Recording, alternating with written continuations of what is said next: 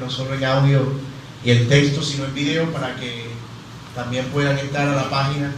Recuerden ibsoberanagracia.com, y aquí está toda la serie que hemos desarrollado hasta ahora, si de pronto se ha perdido algún sermón, y que pueda también recomendarla a otras personas. ¿Dónde te congregas tú? Bueno, mira, aquí está la información de nuestra iglesia, y cuando quieran pueden visitarnos. ibsoberanagracia.com. Entonces ahí va a estar el sermón de este domingo, si el Señor lo permite. Bien, hermanos, vamos a abrir nuestras Biblias.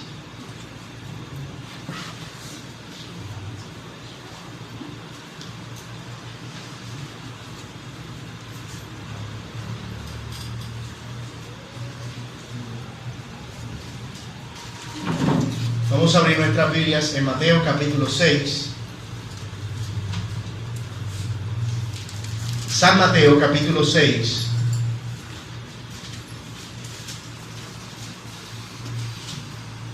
Para los que nos visitan, estamos a estas alturas en el 9º sermón de nuestra serie sobre el Sermón del Monte, y confiamos en el Señor que nos seguirá ayudando como lo ha hecho hasta ahora. Capítulo 6, vamos a leer, hermanos, los versículos del 5 al 15. Aunque hoy nos concentraremos solamente en los versículos del 5 al 8. Pero para que tengamos el contexto claro, vamos a leer desde el versículo 5 hasta el versículo 8. Y leemos así la palabra en el nombre del Señor. Y cuando ores, no seas como los hipócritas, porque ellos aman el orar en pie en las sinagogas y en las esquinas de las calles para ser vistos de los hombres. De cierto os digo que ya tienen su recompensa. Mas tú, cuando ores, entra en tu aposento y cerrada la puerta, ora a tu Padre que está en secreto, y tu Padre que ve en lo secreto te recompensará en público. Y orando, no uséis vanas repeticiones como los gentiles, que piensan que por sus palabrerías serán oídos. No os hagáis pues semejantes a ellos, porque vuestro Padre sabe de qué cosa tenéis necesidad antes de que vosotros la pidáis. Vosotros pues oréis así: Padre nuestro que estás en los cielos, santificado sea tu nombre. Venga tu reino. Hágase tu voluntad como en el cielo, así también en la tierra. El pan nuestro de cada día, dánoslo hoy, y perdónanos nuestras deudas, como también nosotros perdonamos a nuestros deudores. Y no nos metas en tentación, mas líbranos del mal, porque tuyo es el reino, y el poder, y la gloria por todos los siglos. Amén. Porque si perdonáis a los hombres sus ofensas, os perdonará también a vosotros vuestro Padre Celestial. Mas si no perdonáis a los hombres sus ofensas, tampoco vuestro Padre os perdonará vuestras ofensas. Oremos juntos, hermanos.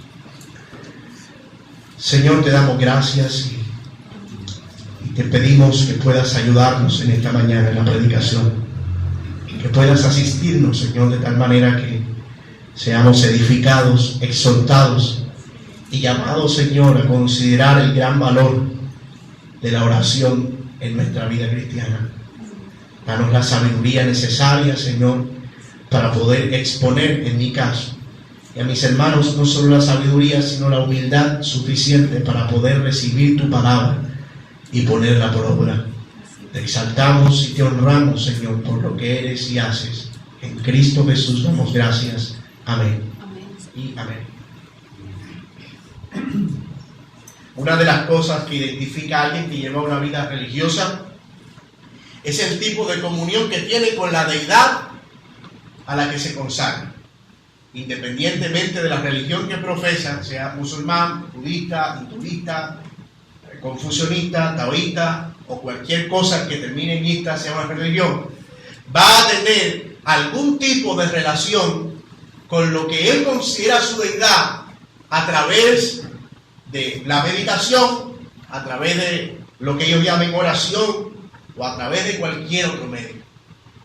Y en el caso del cristiano, la manera en que nosotros tenemos comunión con nuestro Dios, el cual creemos es el único Dios verdadero, es a través de la oración, por lo cual consideramos que se trata de algo vital para la vida del creyente.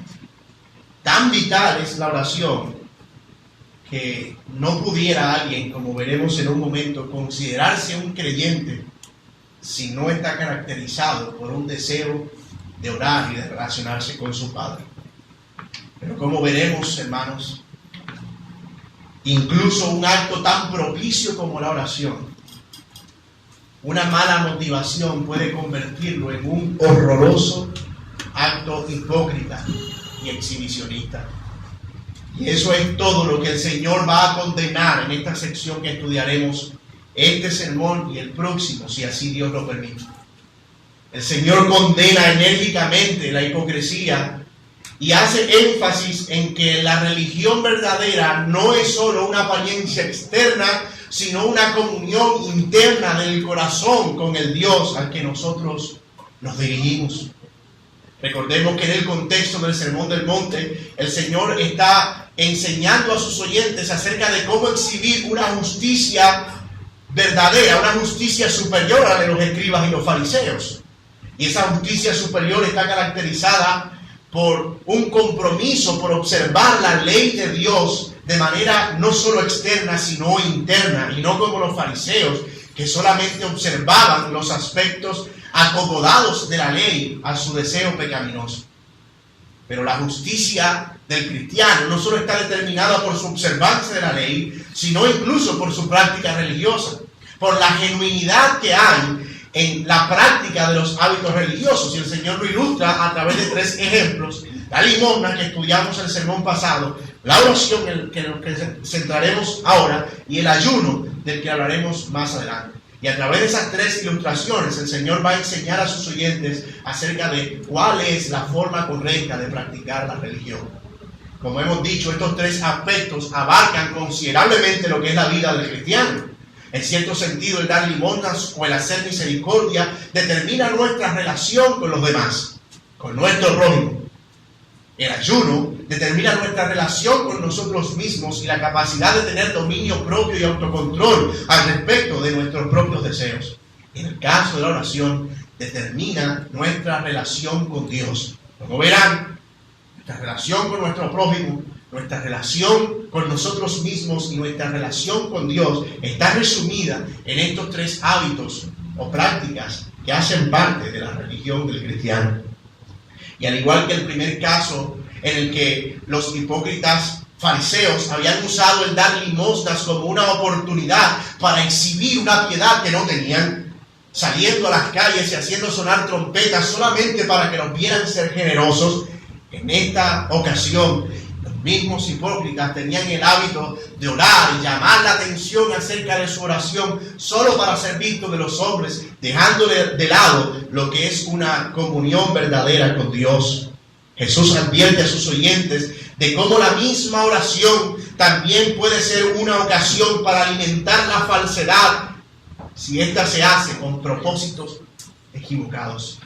Incluso un hábito tan piadoso como la oración, como dije, un corazón perverso puede convertirlo en un saco de falsedad y de hipocresía. Jesús sigue preservando la misma estructura y de hecho a mí me emociona ver la manera tan ordenada en la que el Señor estructuró el Sermón del Monte, porque sigue preservando la misma estructura con la que ha venido exponiendo sus otros casos. Así que nosotros vamos a dividir nuestro texto desde el versículo 5 hasta el versículo 8 en 4 encabezados básicamente. El primero, la naturaleza de la oración. El segundo, la advertencia del Señor contra la hipocresía. El tercero, la manera correcta de observar la oración. Y por último, una advertencia contra el usar vanas repeticiones. Mostrando también, hermanos, en cada uno de los casos, que la motivación que nosotros tengamos para orar traerá consigo una recompensa. Que si nosotros oramos para ser vistos de los hombres, de ello vendrá nuestra recompensa. Pero que si oramos en secreto para ser vistos de Dios, de Él vendrá nuestra recompensa. Dice nuestro texto en el versículo 1, y cuando ores. Así como cuando el Señor habló de la limosna, y cuando deis limosna, de nuevo el Señor asume aquí que la vida del reino o la vida de los miembros del reino involucra la oración. El Señor no está diciendo aquí, ustedes deben orar. El Señor no está dando un mandamiento. Él asume que los creyentes tienen una vida de oración. Él asume que los que hacen parte del reino de los cielos oran.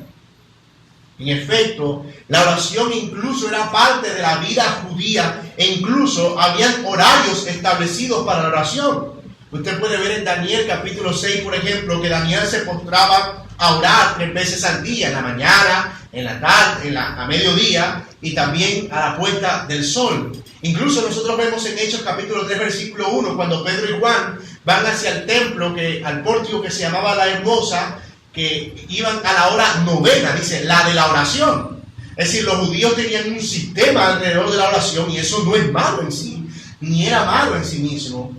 Eran hábitos que ellos habían asumido, y no solo en cuanto al tiempo, sino incluso en cuanto a los lugares. Aunque el templo era el lugar más apropiado para orar, con frecuencia si un judío se encontraba lejos del templo y la hora de la oración lo tomaba en una esquina de una calle, se detenía y oraba a Dios desde allí.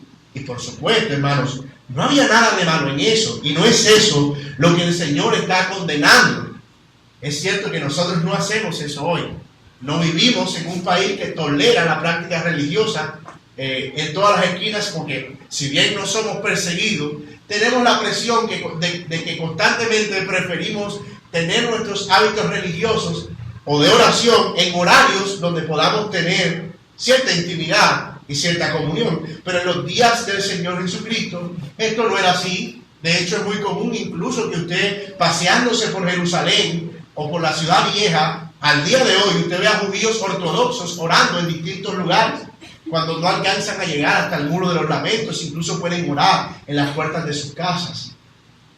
Pero pensando en el creyente, alguien dijo que una persona puede orar y no ser cristiana.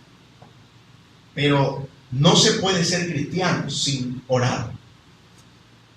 De nuevo, una persona no cristiana puede orar. Incluso una persona cristiana, y usted conocerá a alguno, ora. Pero no se puede ser un creyente verdadero y no orar. La oración hace parte de nuestra esencia, de lo que nosotros somos en Dios, y de la misma manera que el agua es vital para la vida, así la oración lo es para el cristiano. Como es difícil concebir la vida sin respirar, así debería ser para el cristiano considerar su vida sin oración. El apóstol Pablo dijo en 1 Tesalonicenses 5:17, orad sin cesar. Y esa es la prerrogativa de la vida cristiana. Pero tal como mencionamos, hermanos, en 2 ocasiones, y de nuevo, porque ese es mi punto, y es el punto del texto, incluso el ejercicio piadoso de la oración puede llegar a convertirse en algo horrible. Lo noble de la oración puede llegar a convertirse en un acto hipócrita si la intención del corazón no está centrada en Dios, sino en nosotros mismos. Y eso nos lleva a nuestro siguiente encabezado. Versículo 5, si están allí. Amén. Dice nuestro texto en Mateo: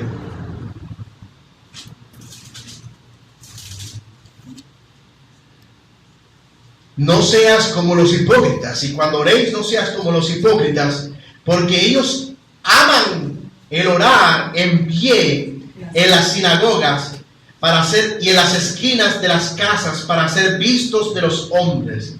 De cierto os digo que ya tienen su ¿qué? Su recompensa. De cierto os digo que ya tienen su recompensa.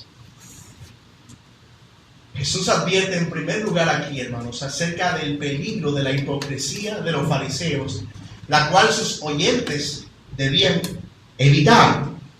Ya dijimos que no había nada de malo per se en orar de pie o en orar en cualquier lugar. Incluso no había nada de malo en ponerse de pie en la sinagoga o orar en cualquier esquina. Incluso algunos de ustedes aprovecharán la oportunidad cuando van en un bus, inclinan su cabeza y oran, o cuando hacen una fila en el banco y dicen, bueno, quiero aprovechar este tiempo y orar, pues inclinan su cabeza y meditan en el Señor y pueden orar. No hay, por supuesto, nada de malo en la práctica misma, pero el problema que el Señor condena aquí no es la práctica, sino de nuevo la intención del corazón. Nota que dice el Señor, para ser vistos de los hombres. Los hipócritas aman, se complacen en orar para ser vistos de los hombres. Y de la misma manera que no hay problema en entregar una limosna en la calle a un pobre, y cuando hablo de limosna hablo de hacer misericordia a un pobre, no hay nada de malo en eso. De hecho, es una labor que debemos hacer y que somos llamados a hacer. Cuando el corazón es hipócrita, lo que busca es ser alabado por esa acción. Así sucede en la oración. No hay nada de malo en hacerlo en público, pero cuando nuestro corazón todo lo que anhela es ser observado por los hombres, entonces allí entramos en un problema. Y ese es el problema que el Señor está condenando aquí. Desear ser observado de los hombres, desear exhibir una vida de piedad, desear que los otros vean que nosotros somos personas religiosas o personas consagradas. Pero hay algo que llama la atención y no sé si pudieron notarlo conmigo. El texto dice, ellos aman el orar. Ellos se complacen en orar. De hecho, es una práctica que aman. Pero la pregunta es, si ellos no están orando a Dios y si su motivación no es la correcta, ¿por qué aman orar? ¿O a quién están orando? La respuesta es, ellos oran con ellos mismos y hablan con ellos mismos. En Lucas, en el capítulo 18, nosotros vemos una muy conocida parábola, aquella parábola del fariseo y el publicano. ¿Recuerdan? Jesús la ilustró para enseñar una verdad muy importante acerca de la justificación.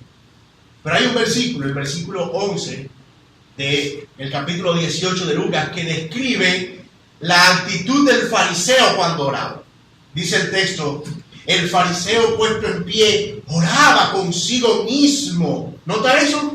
Él buscó el lugar más notable de la sinagoga. Buscó el lugar más visible, probablemente en la mitad, para que todos pudieran ver y escuchar su oración. Y estando allí, dice que se puso en pie y orando consigo mismo decía, Dios, y es para lo único que lo menciona, te doy gracias porque no soy como los otros hombres, ladrones, injustos, adúlteros, ni aún como este publicano. Ayuno 2 veces a la semana. Doy diezmos de todo lo que gano.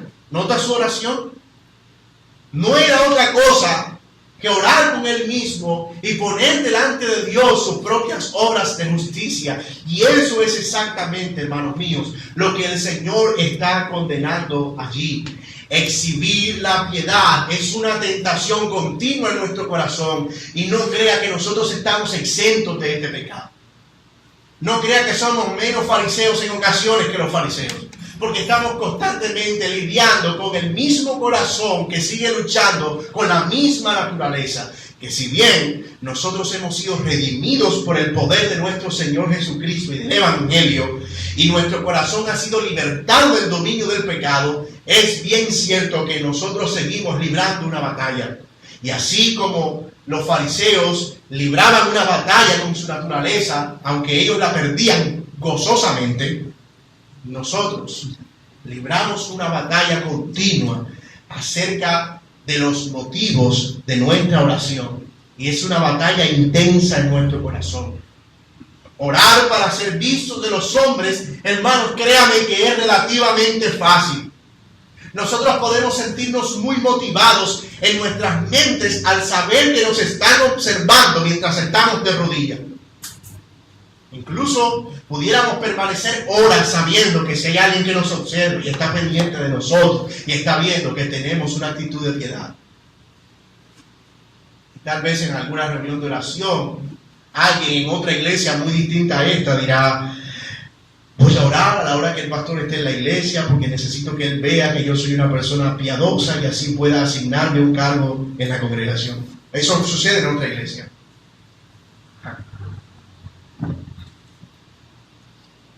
Y eso es una mala motivación. Y créame que usted pudiera ver a una persona durante horas de rodillas, motivado solamente por saber que lo observa. Pero la verdadera vida de oración no se mide por cuán pública es. Nuestra verdadera vida de oración se mide por respecto a nuestras oraciones privadas. Eso no significa que nosotros no debamos orar públicamente. No sé cuántas veces hemos orado en el servicio, creo que hemos orado unas 5 o 6 veces durante el servicio hoy. Y hemos hecho oración pública. Pero nuestra vida de oración no está dada por eso. Nuestra vida de oración está determinada por nuestras oraciones privadas. El profesor R.C. Sproul, en un libro que yo recomiendo leer acerca de la oración, se llama ¿Puede la oración cambiar las cosas? Es una serie de preguntas que el profesor Sproul responde. Él dijo lo siguiente al respecto de la oración, y cito: la oración, al menos la oración privada, es difícil de realizar por un motivo falso.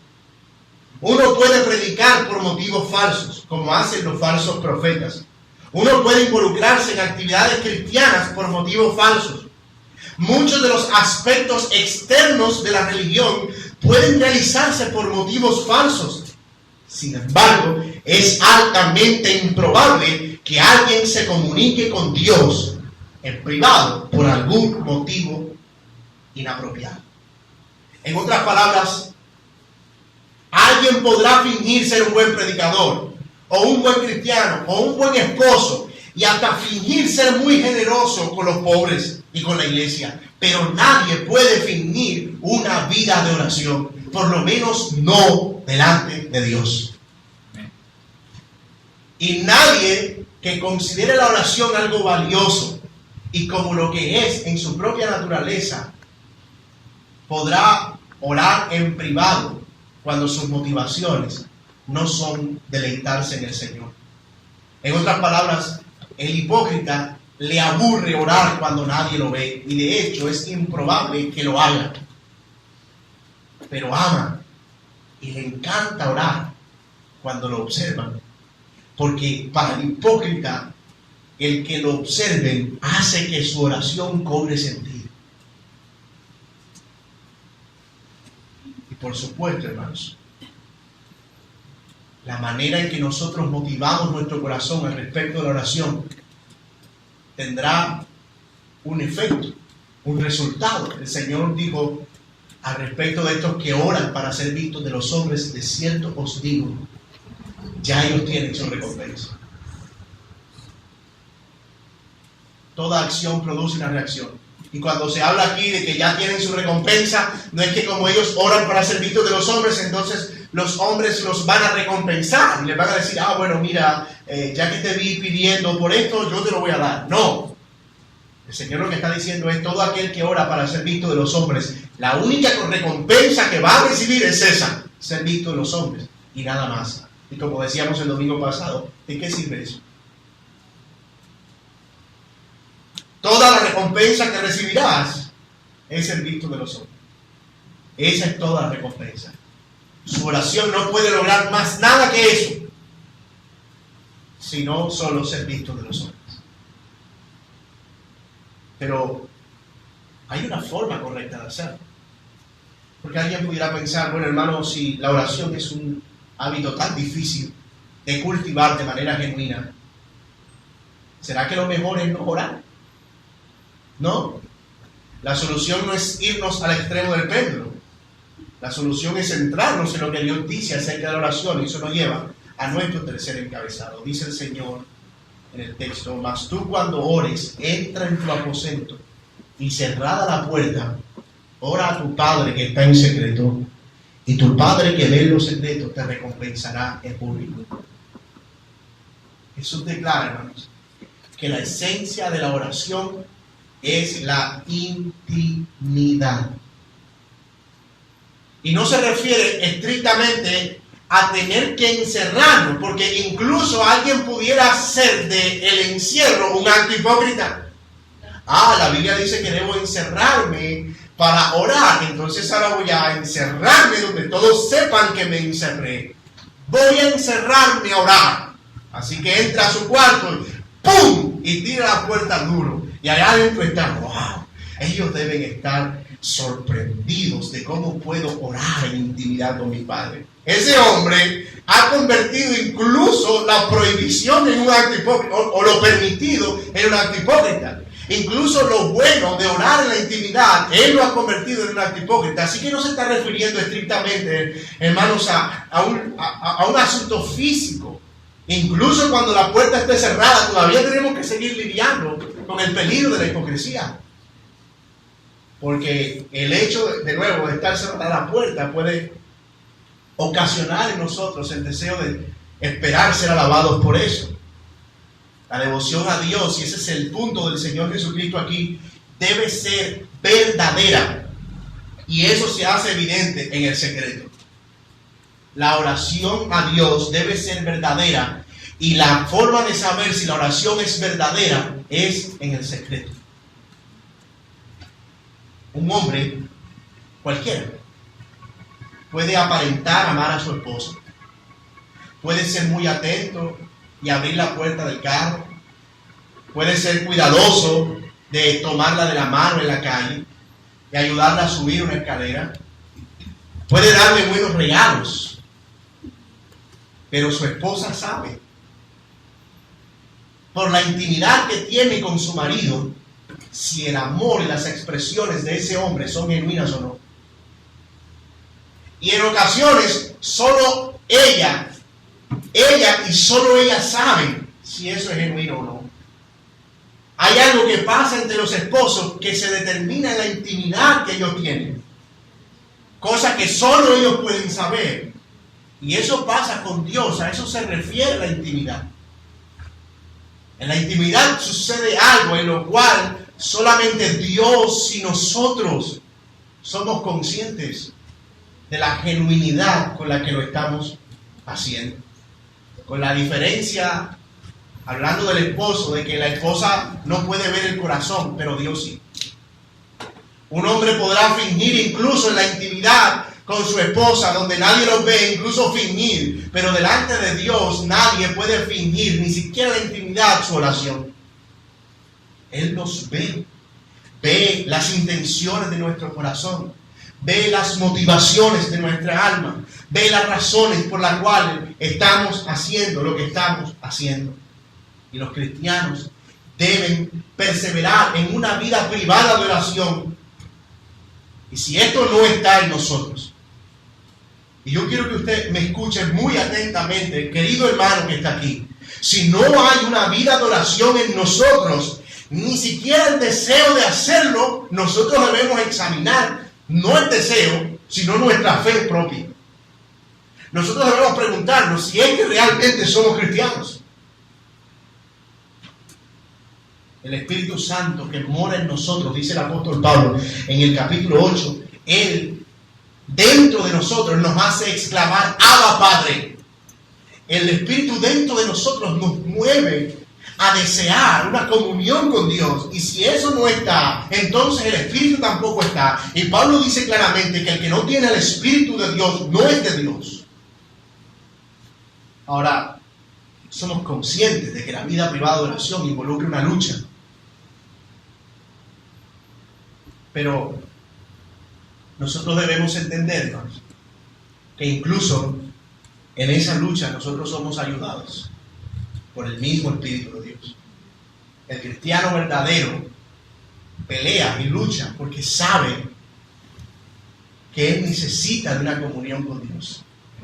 Y dentro de su corazón hay un conflicto y lo desea. Pero si eso no existe, si a usted no le molesta para nada pasar un día completo sin comunicarse con Dios y ni siquiera siente el más mínimo redarguir al tirarse a la cama y levantarse al día siguiente, como decía mi mamá, ustedes se levantan como se levantan los animales. Al mundo así. Entonces nosotros debemos preguntarnos, entonces ¿para qué me sirve Dios a mí?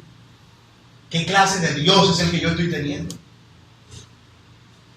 ¿Qué clase de vida cristiana es la que estoy exhibiendo? Y de nuevo, de la misma manera que orar para ser visto de los hombres trae una recompensa que solo vendrá de los hombres y es ser visto, el orar en secreto trae una recompensa que viene de parte de Dios. Dice, tu Padre que ve en lo secreto, ¿qué? Te recompensará en público. La recompensa del que busca la intimidad con Dios, escuchen esto, hermanos, es Dios mismo. ¿Cuál es nuestra recompensa al orar secretamente? Nada más y nada menos que Dios. Él dijo, y me buscaréis y me hallaréis, porque me buscaréis de todo vuestro corazón. Al que busca, halla, al que pide, recibe, al que toca la puerta, se le abre. Y si vosotros siendo malos sabéis dar buenas dádivas a vuestros hijos, cuánto más vuestro Padre que está en los cielos no dará a los suyos su espíritu. Dios se da a sí mismo cuando oramos, y cuando oramos genuinamente, Él termina siendo nuestra recompensa. Al salir de ese cuarto, o al levantarte de esas rodillas en donde has estado con Dios en el secreto, tú saldrás de allí convencido de que Dios ha sido tu recompensa. Trabajar en un hábito, dije hace un rato, de oración no es fácil. Pero Dios es nuestra motivación, el saber que nos encontraremos con Él. Dios nos ha dado su Espíritu, dice, el cual gime y clama dentro de nosotros, llamándonos a orar, y nos enseña a hacerlo. Y quisiera que fueran conmigo, hermano, a Romanos capítulo 8. Romanos capítulo 8.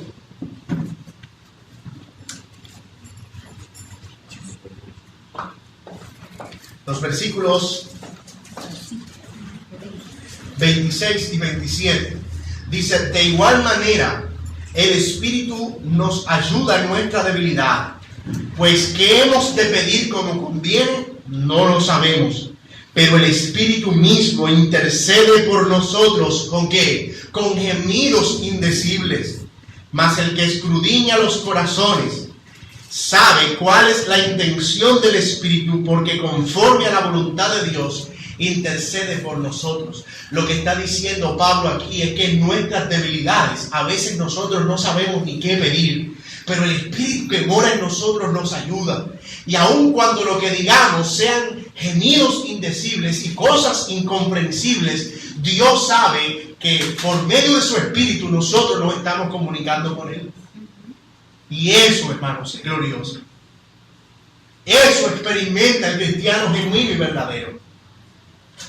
Además de eso, hermanos, nosotros tenemos una recompensa mucho más descriptiva. John Stott, citando a Teichberg, señala que la palabra griega para aposento, en la cual vamos a retirarnos a orar, dice, entra en tu aposento, es una palabra que también se usaba para referirse a la bodega donde pueden guardarse los tesoros.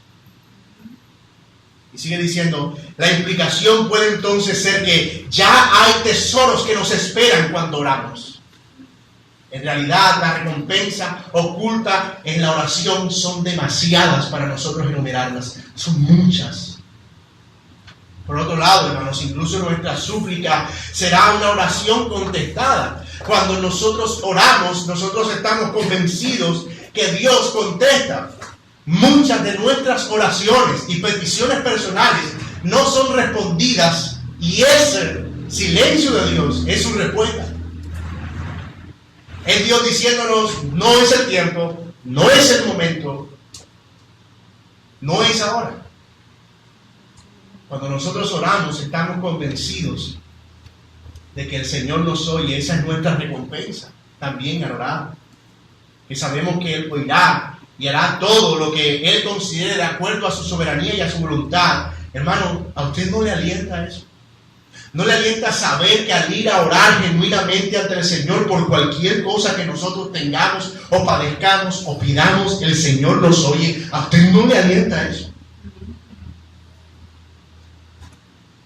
Si eso no llega a motivarnos, hermanos, el problema no está en la oración. El problema está en nuestro propio corazón. Pero el Señor no termina allí. Sigue diciendo nuestro texto en el versículo 7, y esa es una nueva advertencia del Señor.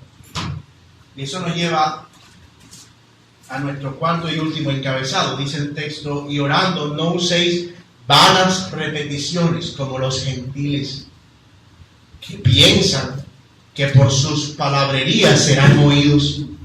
No os hagáis pues semejantes a ellos, porque vuestro Padre sabe de qué cosa tenéis necesidad antes que vosotros le pidáis. El Señor nos da una segunda advertencia aquí al respecto de la oración. La primera es una advertencia contra el peligro de la hipocresía de los fariseos y de cómo debemos nosotros buscar intimidad con Dios. Y en esta segunda advertencia el Señor se concentra en que nosotros debemos evitar el ser superficiales y técnicos, monótonos o mecánicos, y en convertir nuestra oración en un mero ejercicio repetitivo sin fundamento.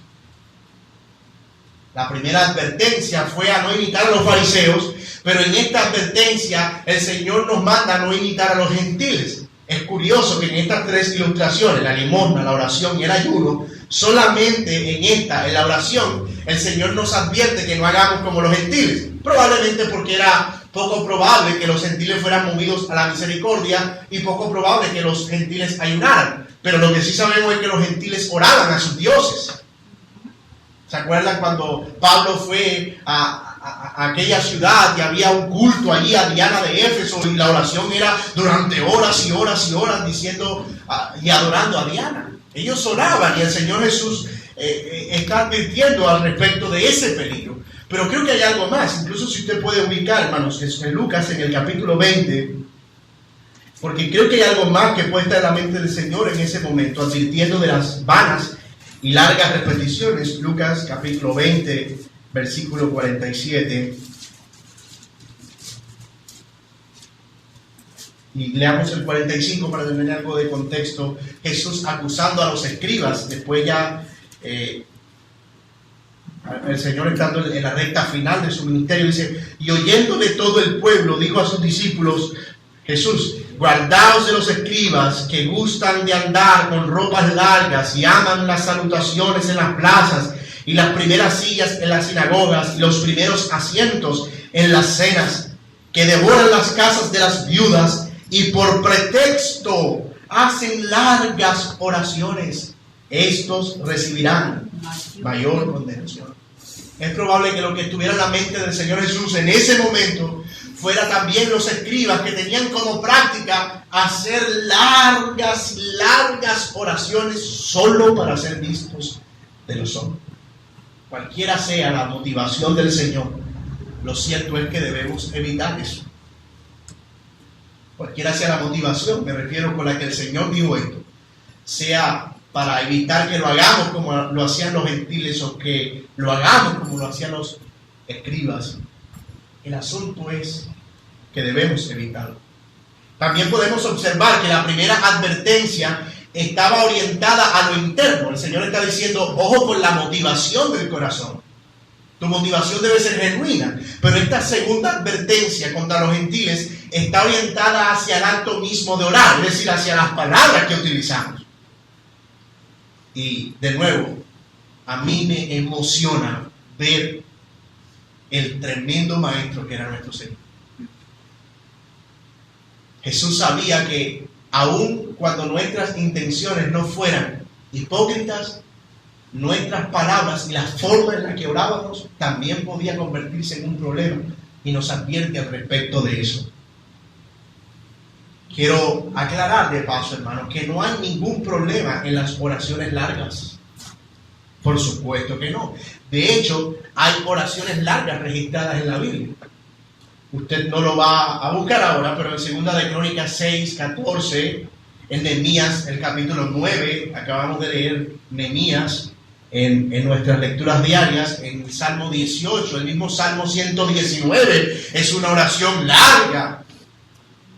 Alguna vez un hermano quiso tener una oración en grupo con otros y quería que su oración fuera larga, entonces empezó a leer lenta y pausadamente todo el Salmo 119. Y después de una hora dijo, hemos hecho una hora de oración. Y esto es muy común verlo hoy, ¿verdad? Muchas personas en muchas iglesias se les exige orar durante cierto tiempo. Entonces en la iglesia dice, tienen que venir a orar de 8 a 10 de la mañana. Y el hermano que no venga a orar de 8 a 10 de la mañana está en disciplina. Entonces tú ves a la gente de 8 a 10 de la mañana arrodillados ahí, orando. Algunos orarán genuinamente, pero otros desearán que el reloj pase cuanto más rápido se pueda. Y yo no estoy hablando de personas que no conozco. Yo estoy hablando de una práctica que incluso llegó a ser parte de mi vida en mis primeros años de fe, donde se te exigía y tenían que verte allí orando y tenían que saber que estabas allí arrodillado. Y yo, imagínate, recién convertido, yo, Señor, adelanta ese reloj, adelántalo, porque no disfrutaba la oración. Yo solamente quería estar allí una hora para que me vieran orando una hora. Y cuando me paraba, una hora. Oh, mami, una hora. Oh, hermanos, todo eso, hermano, no es más que jactancia. Incluso alguien me llegó a preguntar un día, pastor, ¿tú qué eres, pastor? ¿Cuántas horas estás orando? Yo estoy orando 9 horas al día. 9. Hermano, qué bien. No estoy durmiendo. Oh, hermano, qué bien. 9 horas. Y su jactancia eran sus 9 horas.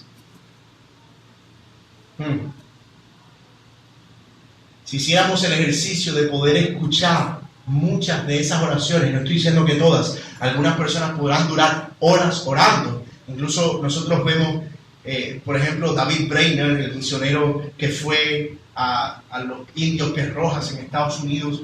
David Brainerd registra en su libro diario oraciones que hacían largas y eran oraciones de derramamiento genuino. Pero si tú pudieras acercarte a muchas de estas oraciones que se hacen hoy, tú pudieras escuchar algo como: gracias, Señor. Amén. Sí, Padre.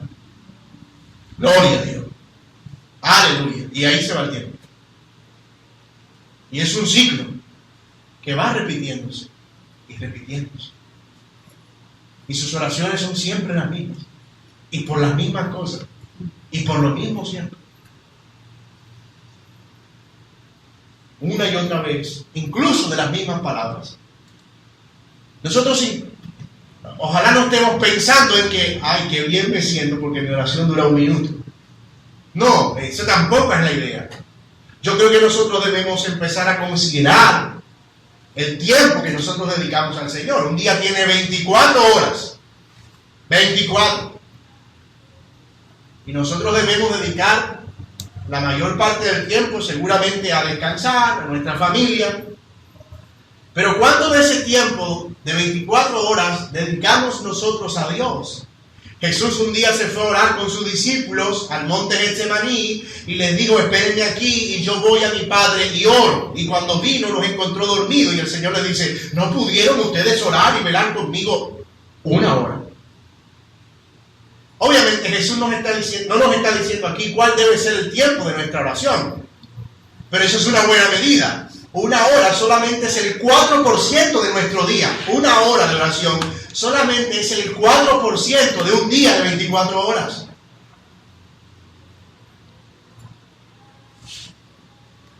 Nosotros deberíamos considerar eso como una buena estadística y examinar el tiempo de comunión que estamos teniendo con nuestro Dios de manera personal.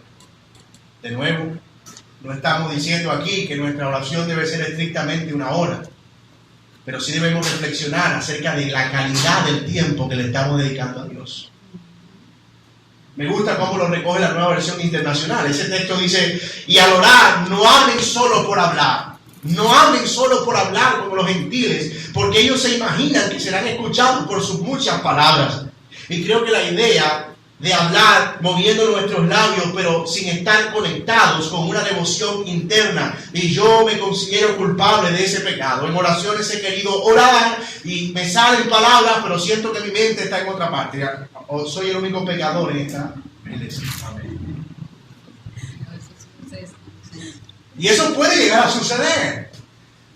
Pero cuando nosotros convertimos eso en un hábito, y en nuestra mente y en nuestro corazón, nosotros no somos capaces de deleitarnos con lo que estamos hablando con Dios, siendo consecuentes en lo que decimos y lo que pensamos y sentimos y creemos, entonces hay un problema.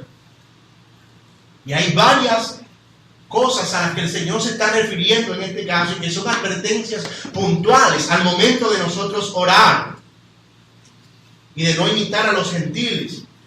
Primero dice, no oren largamente para impresionar. ¿Se acuerdan de los profetas de Baal? Oraron desde la mañana hasta el mediodía, en 1 Reyes 18. Y se golpeaban. Y Elías se burlaba y decía, oren más duro, que quizás está durmiendo. Toda la oración larga no va a garantizar que entonces, entre más larga sea la oración, más apresurado estará el Señor a responderme. No deberíamos pensar de esa manera. Tampoco, y es lo que sugiere el Señor aquí, debemos orar sin estar de acuerdo con nuestro deseo y motivación interna, o simplemente balbucear o repetir palabras de manera mecánica. Tampoco debemos repetir palabras siguiendo cierto patrón. Y pienso en los que oran con la bolita en la mano, ¿verdad? Una y otra vez lo mismo, lo mismo, lo mismo. Y al día siguiente lo mismo, lo mismo y lo mismo. ¿Qué es lo que está diciendo el Señor aquí? No usen vanas repeticiones. Incluso si algunos de ustedes alguna vez han visto a los budistas, ellos usan algo que se llama una rueda de plegarias. Es una especie de círculo que tienen en un palo. Y ese círculo es un círculo de metal que tiene dentro un mantra muy conocido que ellos citan. Y entonces a lo largo de toda su día, el tiempo que puedan dedicar, ellos están y están todo el día haciendo el mismo mantra. Según la religión budista, entre más dures haciendo el mantra, mejor se abrirán los canales de energía, entonces podrán percibir mejor el mundo. En fin, hay un montón de cosas asociadas a esa famosa rueda de plegaria, pero tú lo puedes escuchar todo el día. Y a veces creo que hay algunos evangélicos que lo que tienen son mantras en sus oraciones.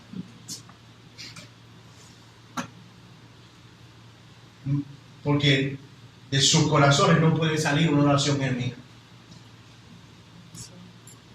Y finalmente el Señor también advierte acerca del uso de palabras sofisticadas para impresionar a Dios, como si Dios no conociera de nuestras necesidades. Los griegos eran expertos en oratoria y en retórica.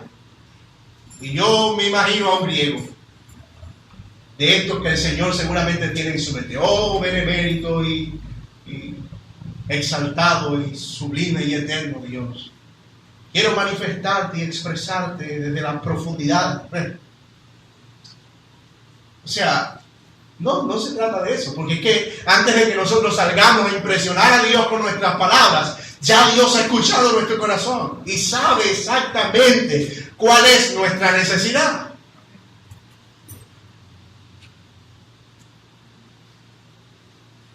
La idea es clara, hermanos. Al alterar nuestras oraciones para hacerlas más largas o más elegantes, no vamos a condicionar la manera en que Dios nos va a escuchar. No lo va a hacer. Muchas de las oraciones eficaces de la Biblia fueron oraciones cortas y rápidas. ¿Se acuerdan del ladrón de la cruz? Señor, acuérdate de mí cuando vengas en tu reino. ¿Cuánto pudo haber durado esa oración? ¿Cuál fue el resultado? Pero también hay oraciones largas, pero eran oraciones con contenido, que estaban caracterizadas por una devoción verdadera. Algunas personas pueden hacer oraciones cortas. Dije, Y en la Biblia hay muchas, otras incluso pueden no usar ni siquiera palabras ante la gran angustia de su corazón. En 1 Samuel 1:12, ustedes recuerdan a Ana orando por su hijo para que Dios le abriera el vientre ante la aflicción de Penina, la mujer de Elimelech, y ella oraba allí en el altar, y dice la palabra en el versículo 12 y 13 que sus labios nada más se movían, pero su corazón gritaba. Entonces Elí, el sacerdote, le dijo: digiere tu vino, está borracha. Y él dijo: no, Señor mío, mi alma está angustiada. Y Dios escuchó su clamor y su oración. Hermanos, muchas de nuestras oraciones han sido contestadas, y han sido oraciones que ni siquiera han salido de nuestros labios, sino que han sido clamores en nuestro propio corazón. ¿Ven dónde está el punto? En una devoción interna, genuina y verdadera. Y algo interesante aquí, hermanos, es que la oración es presentada por Jesús aquí como un acto de adoración. Si Dios ya conoce nuestra necesidad, entonces ¿para qué oramos? Si Dios sabe lo que yo le voy a pedir, ¿cuál es la gracia de que Él me mande a pedir? Bueno, oramos porque Dios nos manda a orar. Pero oramos porque, como dije, orar es un acto de adoración, donde le estamos entregando en ofrenda al Señor todos nuestros deseos, reconociendo que sus planes son mejores que los nuestros. Cuando oramos, adoramos y reconocemos a Dios y estamos deleitándonos como un hijo se deleita en pedir a su padre. Estamos reconociendo nuestra dependencia de Él al llamarlo Padre, y eso lo veremos en el próximo sermón. Así es como comienza el Padre Nuestro, Padre Nuestro. Y la manera en que el Señor nos enseñó a orar, a través de una comunión verdadera y genuina. Conclusión, hermanos. Quiera el Señor ayudarnos a considerar la oración como algo vital y necesario en nuestras propias vidas.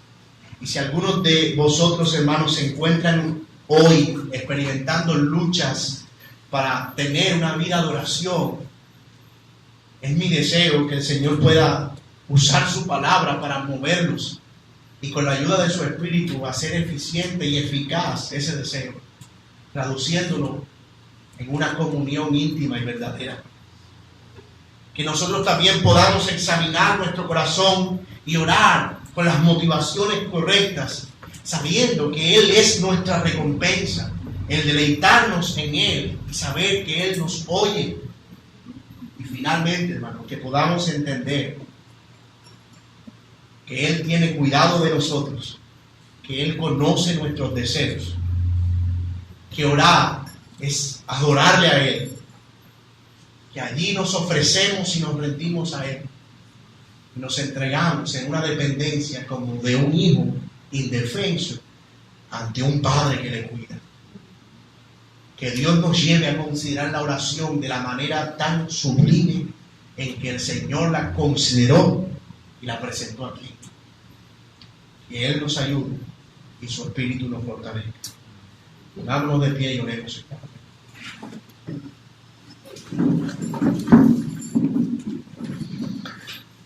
Oh Señor, al ver la manera, Señor, en que nos llamas a orar, todo lo que quisiéramos es pedirte perdón por tantas veces que nuestro corazón se ha desviado detrás de otras cosas que no son propiamente el desear contemplarte, Señor. Queremos pedirte que nos ayudes y a mis hermanos a tener una devoción personal, genuina y verdadera, que sean movidos por ti, Señor, a crear hábitos en los que ellos puedan deleitarse. Ayúdanos, Señor, para que nuestro corazón pueda, Señor, entender el deseo y el impulso de nuestro espíritu de correr y caer sobre nuestras rodillas y exaltarte por lo que tú eres, nuestro Padre eterno. Oh Señor, nos arrepentimos de todo nuestro corazón si hemos llegado a usar la oración como un mero acto religioso y vacío, y no como la oportunidad, Señor, de derramarnos en adoración ante ti. Ayúdanos, Señor, para que no solo nuestros deseos, sino nuestras acciones puedan ser movidas por el poder de tu palabra y de tu evangelio. Y que al orar podamos tenerte a ti como nuestra recompensa, disfrutar de ti y deleitarnos en ti, porque finalmente tú serás, Señor, nuestra eterna compañía por los siglos de los siglos, cuando el tiempo termine, cuando nuestra alma se reúna contigo, Señor. Ayúdanos a deleitarnos aquí en esta tierra en ti a través de la oración, para que el cielo eterno pueda ser nuestro mayor deleite. Gracias damos a ti, Señor, por la predicación y por la manera en que nos has hablado. En Cristo Jesús oramos, dando gracias. Amén y amén. El Señor le bendiga.